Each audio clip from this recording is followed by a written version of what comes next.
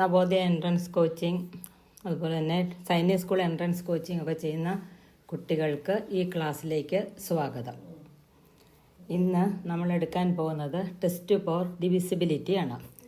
അതായത് ഓരോ നമ്പർ കൊണ്ടും വലിയൊരു നമ്പറിനെ ഇപ്പം ഒരു നമ്പർ തന്നിട്ട് ആ നമ്പറിനെ 2 കൊണ്ട് ഡിവിസിബിൾ ആണോ എന്ന് ചോദിച്ചാൽ അത് ഡിവൈഡ് ചെയ്യാതെ അത് ഡിവിസിബിൾ ആണോ എന്ന് അറിയുന്നതിന് ചില ടെസ്റ്റുകളുണ്ട്, ചില പരീക്ഷണങ്ങൾ അല്ലെങ്കിൽ അതിനെ ടെസ്റ്റ് ചെയ്ത് നോക്കാം.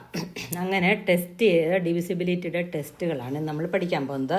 അത് 2, 3, 4, 6, 5, 7 അങ്ങനെ എല്ലാ നമ്പർ കൊണ്ടും ഡിവിസിബിൾ ആണോ എന്നറിയുന്നതിന് വേണ്ടി എങ്ങനെയാണ് അത് ടെസ്റ്റ് ചെയ്യുന്നത് നോക്കാം.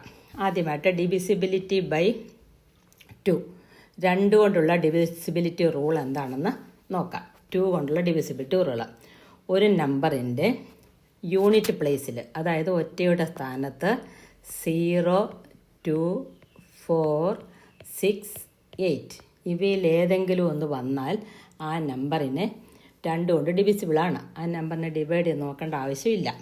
ഇപ്പോൾ for example, if one number 5672 divisible by 2 ആണോ എന്ന് ടെസ്റ്റ് ചെയ്യുക.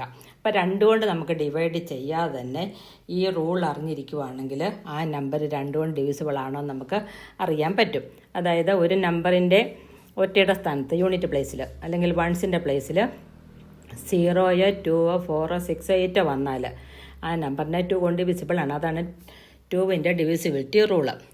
അപ്പം ഇവിടെ നമുക്ക് തന്നിരിക്കുന്നത് 5672 എന്നുള്ള ഈ നമ്പറിനുള്ളിൽ ഒറ്റയുടെ സ്ഥാനത്ത്, അതായത് വൺസിൻ്റെ പ്ലേസിൽ 2 ആണ് വന്നിരിക്കുന്നത്. അതുകൊണ്ട് ഈ നമ്പറിനെ 2 കൊണ്ട് ഡിവിസിബിൾ ആണ്. ഇനി ഞാൻ കുറച്ച് നമ്പേഴ്സ് ഇവിടെ എഴുതിയിടാം, നിങ്ങൾ തന്നെ 2 കൊണ്ട് ഡിവിസിബിൾ ആണെന്ന് കണ്ടുപിടിക്കണം. 67, then 8000, then 22,423, 55,560. അപ്പോൾ ഇതിലേതൊക്കെ നമ്പറാണ് 2 കൊണ്ട് ഡിവിസിബിൾ എന്ന് നിങ്ങൾ നോക്കി മനസ്സിലാക്കുക.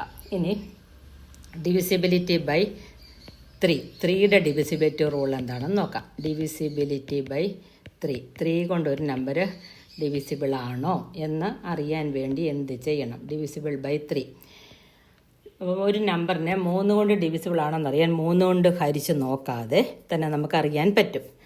ആ തന്നിരിക്കുന്ന നമ്പറിലെ ഡിജിറ്റുകളെല്ലാം കൂടി കൂട്ടി നോക്കുമ്പോൾ അത്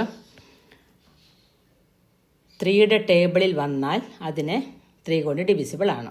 അതായത് ഇവിടെ 6789 എന്നുള്ള ഈ നമ്പറിനെ 6 + 7 + 8 + 9 എല്ലാ അക്കങ്ങളും കൂടി പ്ലസ് ചെയ്ത് നോക്കണം.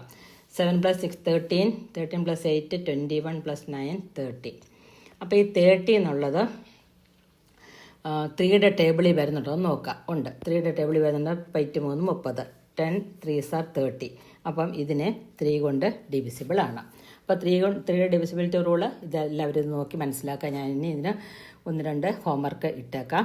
ഇത് 3 കൊണ്ട് ഡിവിസിബിൾ ആണോ എന്ന് നിങ്ങൾ തന്നെ ടെസ്റ്റ് ചെയ്ത് നോക്കുക. 5623, 8344, 64,783, 5,739. അപ്പോൾ അത് ഡിജിറ്റുകളെല്ലാം കൂടെ പ്ലസ് ചെയ്ത് നോക്കിയാൽ മതി. അപ്പോൾ നമുക്കത് മനസ്സിലാക്കാനായിട്ട് പറ്റും. ഇനി ഡിവിസിബിലിറ്റി ബൈ 4 ആണ് എടുത്തത്. ഡിവിസിബിലിറ്റി ബൈ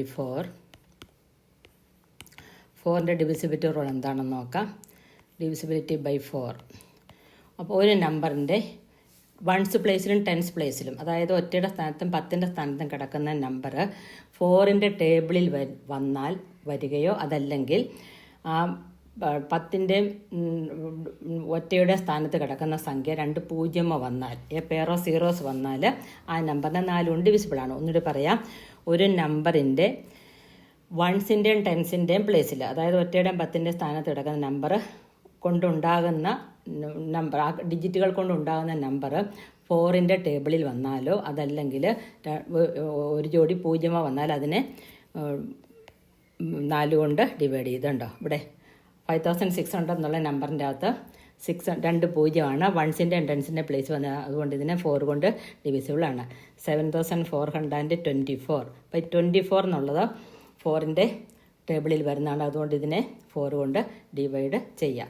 ഇനി ഇതിന് 1-2 എക്സാമ്പിൾ ഇവിടെ എഴുതിയിടാം, അത് നിങ്ങൾ ചെയ്ത് നോക്കുക. 7328, 5600, 6242, 8345. ഇത് 4 കൊണ്ട് ഡിവിസിബിൾ ആണോ എന്ന് ചെയ്ത് മനസ്സിലാക്കി നോക്കുക. Divisibility by 4. ഇനി അടുത്തത് ഡിവിസിബിലിറ്റി ബൈ 5. 5 കൊണ്ടുള്ള ഡിവിസിബിലിറ്റി എങ്ങനെയാണെന്ന് നോക്കാം. 5 കൊണ്ട് എങ്ങനെയാണ് ഒരു നമ്പർ ഡിവിസിബിൾ ആണോ നമ്മൾ മനസ്സിലാക്കുന്നത് എങ്ങനെയാണെന്ന് നോക്കാം. 5 ഒരു നമ്പർ 5 കൊണ്ട് ഡിവിസിബിൾ ആണോ എന്ന് അറിയുന്നതിന് വേണ്ടി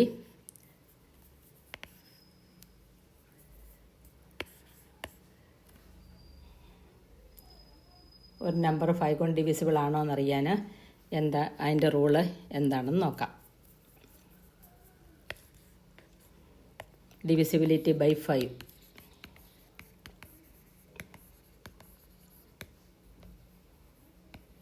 ഒരു നമ്പറിൻ്റെ യൂണിറ്റ് പ്ലേസിൽ, അതായത് വൺസിൻ്റെ പ്ലേസിൽ ഒറ്റയുടെ സ്ഥാനത്ത് 0യോ 5ഓ വന്നാൽ അതിനെ 5 കൊണ്ട് ഡിവൈഡ് ചെയ്യുക. ഒരു നമ്പറിൻ്റെ ഒറ്റയുടെ സ്ഥാനത്ത് 0യോ 5ഓ വന്നാൽ അതിനെ ഡിവൈഡ് ചെയ്യാം. ഇത് 7605 എന്ന നമ്പറിൽ ഒറ്റയുടെ സ്ഥാനത്ത് യൂണിറ്റ് പ്ലേസിൽ 5 ആണ് വന്നിരിക്കുന്നത്, അതുകൊണ്ട് ഇതിനെ 5 കൊണ്ട് ഡിവൈഡ് ചെയ്യാൻ.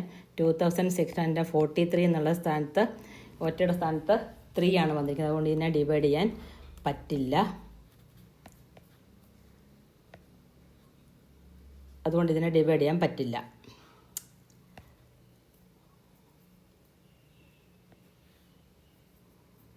ഇനി ഇതിനെ ഡിവൈഡ് ചെയ്യാൻ പറ്റില്ല. ഇനി 5600 പറ്റും. അപ്പോൾ ഇങ്ങനെയാണ് ഡിവിസിബിലിറ്റി ബൈ 5. ഇനി വീണ്ടും ഡിവിസിബിലിറ്റി ബൈ 11 വരെയുണ്ട്, അത് അടുത്ത ക്ലാസ്സിലെടുക്കാം.